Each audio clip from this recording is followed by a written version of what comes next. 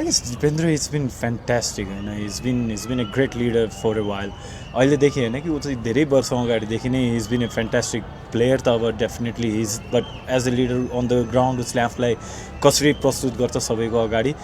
sometime runs हुनु नहुनु that's a different part but how you present yourself on the field that's a great example is Dipendra Singh Eri अनि त्यसले गर्दा चाहिँ अझै राम्रो भइरहेको छ and for the second thing is I guess अहिले चाहिँ age doesn't matter I guess अब ट्यालेन्टको कमी छैन नेपालभित्रमा अब पिएम कपले चाहिँ त्यो सबै कुराहरू देखाइसकेको छ सो पिएम कपबाट तपाईँले हेर्न सक्नुहुन्छ कति प्लेयरहरू चाहिँ राम्रो राम्रो प्लेयरहरू आइराख्नु भएको छ यस they have to wait for a while मेरो ख्यालले तर जुन तरिकाले नेपाल क्रिकेट अगाडि बढिरहेको छ I guess we need to give lot of appreciation to cricket association of Nepal because त्यो टुर्नामेन्टहरू जति धेरै हुन्छ त्यति नै धेरै यङ्स्टरहरूले चाहिँ आफूलाई आफू प्रुफ गर्ने एउटा प्लेटफर्म चाहिँ पाउँछ and we are very grateful on that